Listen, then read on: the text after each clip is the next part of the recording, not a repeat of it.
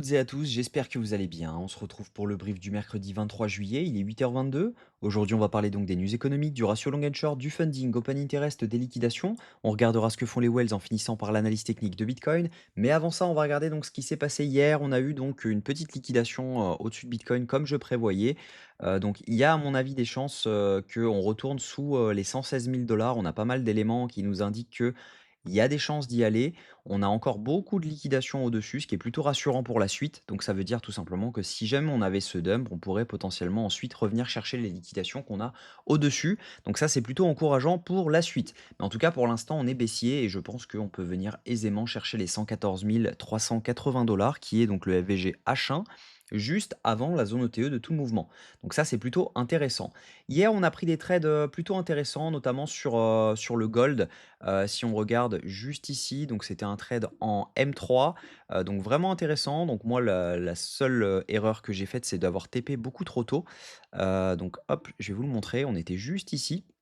Donc GTP ici et en fait c'est la seule erreur que j'ai faite, c'est qu'on avait donc, notre, break of structure juste ici. On avait donc un retest sur le FVG, c'était à prévoir qu'on allait rebond sur le gold, mais un rebond de cette ampleur c'était assez inédit. Donc moi j'ai TP à RR de 3 et sinon au maximum on avait un RR de 31.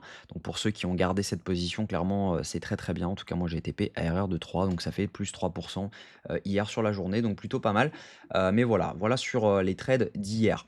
Au niveau, Bitcoin, donc, on a, au niveau news économique, on a donc aujourd'hui les ventes de logements existants à 16 heures. On aura également le stock de pétrole brut à 16h30. C'est pas des news ultra impactantes, donc clairement, ne vous attendez pas à avoir beaucoup de volatilité sur Bitcoin liée à ces news. Ça va plutôt être sur le dollar et donc par conséquent sur les assets, donc notamment le gold, euro USD, le S&P 500, le Nasdaq et cetera.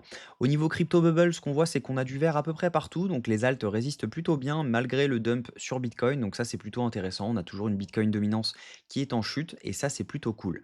Au niveau funding open interest, ce qu'on voit, c'est qu'on a eu une hausse de l'open interest juste ici avec une hausse des funding en simultané, ce qui veut dire que donc juste ici, on a eu des longues qui se sont ouverts et donc par conséquent, on accumule des liquidations en dessous, juste ici et juste ici. Donc par conséquent, on n'est pas à l'abri de venir y faire un tour ou simplement mèche sous ces liquidités pour derrière pouvoir repartir étant donné qu'elles se sont ouvertes ici. Logiquement, la plupart des stop loss sont sous cette zone des 117 571 dollars. Donc à voir si jamais on a un setup low time frame qui se dessine quand on aura mèche sous les 117 500 dollars et si jamais on l'a, potentiellement on pourra venir chercher les liquidités au nord. Au niveau liquidation, ce qu'on voit, c'est qu'on a des gros clusters à venir prendre jusqu'aux 121 853 dollars. Le gros du travail se trouve à 120 561 dollars. Donc par conséquent, on pourrait venir chercher cette zone. C'est une zone qu'on reviendra prendre. Maintenant, est-ce qu'on a besoin de venir prendre donc la zone dont je vous parlais, le FVGH1, dans les 115 000, 114 000 dollars pour ensuite y retourner? Ou est-ce que cette simple prise de liquidité sous ces lots, donc à 117 000 dollars, sera suffisant? Ça, c'est la grande question. Si jamais on regarde donc juste ici, logiquement au niveau funding open interest, ça peut être suffisant si jamais on a un setup qui se dessine. Ensuite, après avoir pris ces liquidations, potentiellement on pourrait repartir. On n'a pas énormément de ventes au niveau des whales, donc ça c'est plutôt intéressant, les whales étant en vert. Donc on n'a pas de ventes spot sur des grosses ventes du moins. On a des micro whales par contre qui vendent et des retails qui eux sont dans l'indécision. Donc on a seulement les whales qui sont dans le bon sens actuellement. Donc clairement on peut très bien venir tout simplement mèche en dessous, venir prendre les liquidités pour derrière avoir des achats de whales et derrière repartir à la hausse. Donc techniquement, ce que je pense, c'est qu'il faut faire attention actuellement, il va falloir faire attention à cette zone-ci.